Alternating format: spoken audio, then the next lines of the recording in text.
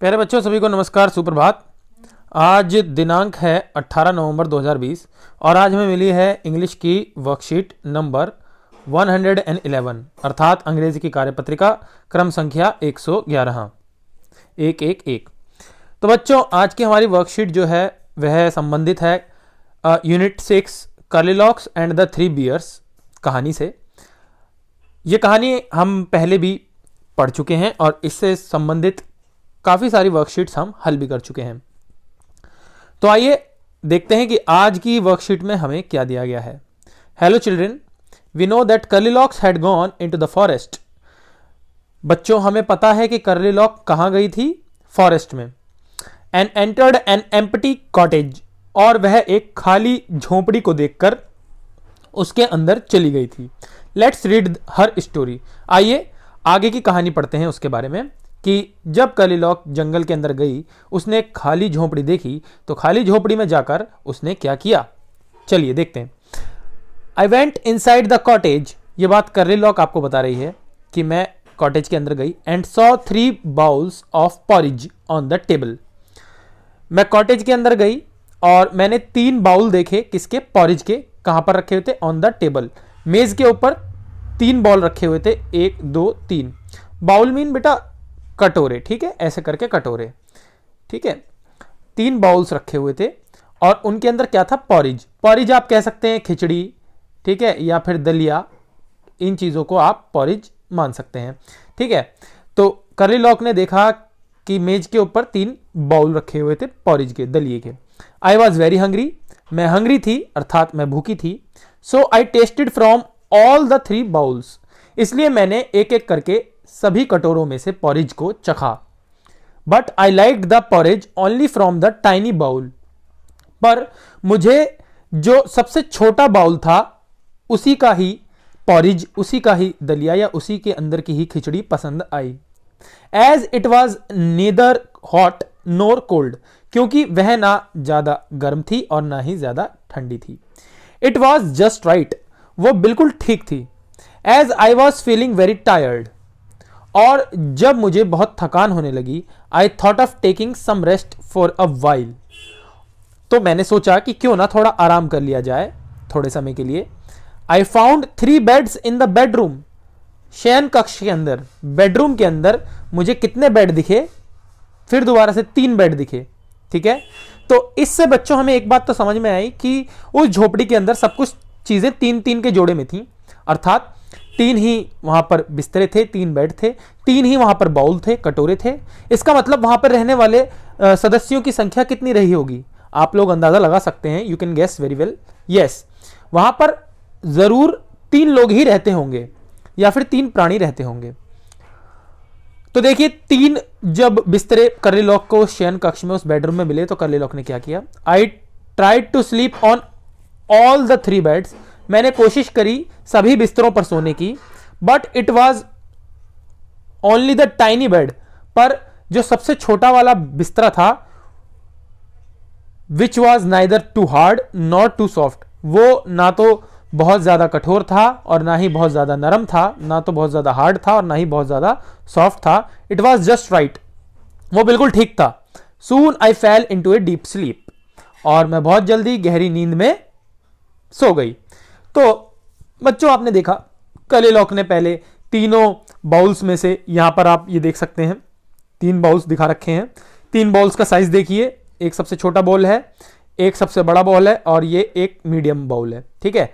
3 कटोरे हैं, सबसे छोटा कटोरा, सबसे बड़ा कटोरा और ये मीडियम साइज का कटोरा। प्यारे बच्चों, आप अपनी इंग्लिश की जो आपकी टेक्स्ट बुक है उसके पेज नंबर 97 पर आप ये देख भी सकते हैं। ये देखिए, कर्लीलॉक जो है वो इन बाउल्स के अंदर से पॉरिज को चख रही है। तो ये रहा सबसे बड़ा वाला बाउल, ये रहा मीडियम साइज वाला बाउल जो कि बीच के आकार का था, और ये रहा सबसे छोटा बाउल, ठीक है। जब आप कहानी को देखेंगे तो कहानी में आपको पता भी लगेगा कि यहां पर कर्लीलॉक जिनके घर में घुसी थी वह इन 3 प्राणियों का ही घर था, अर्थात उस झोपड़ी में यही 3 प्राणी रहते थे, ठीक है। तो सबसे बड़ा वाला कटोरा जो था, द बिगेस्ट बाउल, वो पापा बियर का था। जो मीडियम बाउल था वो था मामा बियर का, और जो सबसे छोटा बाउल था, टाइनी बाउल था, जिसमें से कर्लीलॉक को खिचड़ी खानी या फिर पॉरिज खाना पसंद आया था, वह था बेबी बियर का। ठीक है बच्चों, इसी तरह से कर्ली लॉक का आप ये भी देख लीजिए, जिस बेड पे कर्ली लॉक सोई थी उस बेड पे बेबी बियर सोता था, वह सबसे छोटा वाला बेड था। और क्योंकि वो बेड जो था ना तो ज्यादा नरम था और ना ही ज्यादा कठोर था, इसलिए कर्ली लॉक को पसंद आया था। ठीक है, यहां पर आप देख सकते हैं, there was a big bed for papa bear, papa bear के लिए सबसे बड़ा बेड था। A middle size bed for mama bear, mama bear के लिए बीच वाले आकार का एक बिस्तरा था। और and a tiny little bed, और एक बहुत ही छोटा सा प्यारा सा बिस्तर था बेबी बियर का। ठीक है, तो जो बिग बेड था वॉज वेरी हार्ड, जो बड़ा वाला बेड था पापा बियर के लिए वो बहुत ज्यादा कठोर था। Middle size bed was too soft, जो मामा बियर का बेड था बीच के आकार का बिस्तरा था वो बहुत ज्यादा नरम था। कर्ली लॉक को वो भी पसंद नहीं आया। But the tiny little bed was just right, लेकिन जो सबसे ही छोटा वाला बेड था वो बिल्कुल ठीक था। तो कर्ली लॉक्स को यही वाला बिस्तरा पसंद आया था। तो यहां पर बच्चों आपसे पूछा गया है when Curlylocks, question number A देखिए, when Curlylocks went inside the cottage what did the she see on the table. Curlylock ने टेबल पे क्या देखा जब वह कॉटेज के अंदर गई। तो देखिए आपने इसको भली भांति पढ़ लिया है। क्या कर्ली लॉक ने 3 गिलास देखे थे या 3 कटोरे देखे थे?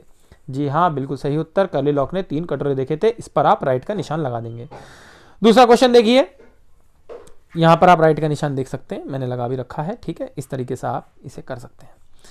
दूसरा क्वेश्चन देखिए, question number B, like the porridge in the bowls, कटोरों के अंदर पॉरेज की तरह, अर्थात कटोरों के अंदर दलिए की तरह, some things can be very hot और वेरी कोल्ड, कुछ चीजें बहुत गर्म हो सकती हैं, कुछ चीजें बहुत ठंडी हो सकती हैं। Look at the given pictures, ये आपको 6 चित्र दिए गए हैं, इनको देखिए। And write the things which are hot, और इन चीजों के नाम लिखिए जो गर्म होंगी, और उन चीजों के नाम लिखिए जो कि ठंडी हो सकती हैं। ठीक है बच्चों, तो देखते हैं पहली चीज है हमारी sun. Things which are hot, आपको हॉट चीजों के नाम यहां लिखने हैं। Things which are cold, cold चीजों के नाम यहां लिखने हैं, इनमें से छांट कर। तो आइए देखते हैं थिंग्स विच आर हॉट, गर्म चीजें इनमें से कौन सी होंगी जी? सन हमारा गर्म होगा बिल्कुल, तो सन का नाम हम यहां लिख देंगे। लेमनेड, नींबू पानी, क्या हमारा गर्म नींबू पानी कोई पीता है गर्मियों में? आपने पिया है? जी नहीं, नींबू पानी के अंदर बर्फ डालते हैं, उसे चिल्ड पानी के अंदर बनाया जाता है ठंडे पानी में, ताकि गर्मी दूर भागे। तो लेमनेड कभी भी गर्म नहीं होता। ठीक है, तो लेमनेड आएगा हमारा कोल्ड के अंदर। आगे चलते हैं, फायर, फायर गर्म होती है, तो यहां पे फायर लिख देंगे। आइस क्यूब्स, देखिए ये बर्फ के छोटे छोटे हिस्से, क्या ये आपको लगते हैं गर्म होंगे? जी नहीं, ये भी ठंडे होते हैं। आइसक्रीम, जी ये भी ठंडी होती है। और फिर बात आ गई चाय की, टी, टी भी गर्म होती है, तो टी का नाम हम यहां लिख देंगे। तो सन, फायर और टी, ये तीनों चीजें हमारी थिंग्स विच आर हॉट में लिखी जाएंगी। इसी तरह से लेमनेड, आइस क्यूब्स और आइसक्रीम, ये तीनों चीजें हमारी थिंग्स विच आर कोल्ड में यहां लिख दी जाएंगी। ये देखिए मैंने लिख के भी आपको दिखाया, आप यहां से देख सकते हैं। ठीक है बच्चों, इस तरीके से आप ये काम कर सकते हैं, कुछ भी मुश्किल नहीं है। सन, फायर, टी यहां पर लिखा है, और लेमनेड, आइस क्यूब्स, आइसक्रीम यहां पर लिखा है। तीसरा प्रश्न देखते हैं। तीसरा प्रश्न कहता है, by now you know that the opposite word of hot is cold. अभी तक आप जान चुके हैं कि हॉट का विपरीत शब्द होता है कोल्ड। ठीक है, हॉट मीन्स गर्म और कोल्ड मीन्स ठंडा। Let's find some more opposite words and match them. चलिए कुछ और अपोजिट वर्ड ढूंढते हैं और उन्हें मैच करते हैं। तो बेटा हॉट, यहां पे आपको सूरज दिखा रखा है, कोल्ड यहां पे आपको बर्फ दिखा रखी है। ये एक दूसरे के अपोजिट वर्ड हुए, हॉट एंड कोल्ड, इसलिए इन दोनों को यहां पर मैच करके दिखा दिया गया। एक आपको करके दिया गया है, दूसरा नंबर, तीसरा नंबर और चौथा नंबर यह आपको खुद से करना है। देखिए हार्ड, यहां आपको एक पत्थर का चित्र दिया गया है, एक रॉक है। हार्ड मीन्स कठोर, पत्थर कठोर होता है ना, इसलिए हार्ड का अपोजिट वर्ड क्या होगा? हार्ड का अपोजिट वर्ड देखिए यहां पर, ये देखिए यहां पर क्या बना रखा है, यहां पर बना रखी है जी आपकी कॉटन, रुई बना रखी है। ठीक है, और ये बहुत सॉफ्ट होती है, बहुत नरम होती है, तो सीधे सीधे आप हार्ड को सॉफ्ट से मिला देंगे। हार्ड का अपोजिट वर्ड होता है सॉफ्ट, या फिर सॉफ्ट का अपोजिट वर्ड होता है हार्ड। अर्थात हार्ड मीन्स कठोर, सॉफ्ट मीन्स नरम या मुलायम। ठीक है बच्चों, इसी प्रकार देखिए इनसाइड एक बाल्टी आपको दे रखी है, और उस बाल्टी में एक लाल कलर की गेंद पड़ी हुई है। ठीक है, एक बॉल इसके अंदर है। इनसाइड मीन्स अंदर, गेंद बाल्टी के अंदर पड़ी है, तो इनसाइड का मतलब है अंदर। ठीक है, किसी चीज के अंदर। इसी प्रकार से इनसाइड का अपोजिट वर्ड क्या होगा? आइए देखते हैं। यहां पर देखिए फिर वही बाल्टी है, फिर वही गेंद है, लेकिन इस बार गेंद बाल्टी के बाहर गिरी हुई है, आउटसाइड गिरी हुई है, ना कि इनसाइड। तो इनसाइड अर्थात इनसाइड अंदर की तरफ अपोजिट का उल्टा शब्द हुआ आउटसाइड अर्थात बाहर की तरफ। ठीक है, तो गेंद यहां पर बाल्टी के बाहर गिरी हुई है। ठीक है, आउटसाइड, तो हम इनसाइड को आउटसाइड से मैच कर देंगे, बिल्कुल भी डिफिकल्ट नहीं है। आइए देखते हैं चौथा स्लीप। स्लीप देखिए यहां पर यही कर्ली लॉक है और ये बिस्तरे पर सो रही है। ठीक है, जैसा कि आपने पढ़ा भी था, ये सो रही है, अस्लीप है, और अस्लीप का उल्टा हुआ ये रही कर्ली लॉक, ये बिस्तरे पर से जग रही है। ठीक है, ये उठ गई, तो अवेक मीन्स उठ जाना और अस्लीप मीन्स सोना, तो इन दोनों को भी आपस में मैच कर देंगे। यहां पर मैंने आपको ये करके दिखाया है और यहां पर आप एक बार और देख सकते हैं, इस तरीके से आपको मैच कर देना है। बहुत आसान प्रश्न है आपके लिए, बिल्कुल ही सरल, इसके अंदर आपको कोई समस्या नहीं होगी। Question number D, curly locks fail into a deep sleep. जैसा कि आपने पढ़ा बेटा, कर्ली लॉक्स बेबी बियर के बेड पर, जो कि छोटा सा बेड होता है, ना ही ज्यादा नरम होता है ना ही ज्यादा कठोर होता है, अर्थात ना ही ज्यादा हार्ड होता है ना ही ज्यादा सॉफ्ट होता है, उस पर कर्ली लॉक को बड़े ही आराम से नींद आ जाती है। कर्ली लॉक उस पर सो जाती है। ये देखिए कर्ली लॉक इस पे सो रही होती है और अचानक से तीनों के तीनों आ जाते हैं, पापा बियर, मामा बियर और बेबी बियर, और ये देख के चीखते हैं कि बिस्तर पे कौन सो रहा है। तो कर्ली लॉक डर के मारे इस बिस्तर पर से उठ जाती है। ठीक है, अवेक हो जाती है। ठीक है, जैसा कि हमने अभी मैचिंग के अंदर देखा था। ठीक है, अवेक हो जाती है कर्ली लॉक। तो यहां पर आपसे पूछा गया है curly locks fail into a deep sleep, curly lock एक गहरी नींद में सो गई। What do you think she would have dreamed of. आपको क्या लगता है कि कर्ली लॉक ने क्या सपना देखा होगा।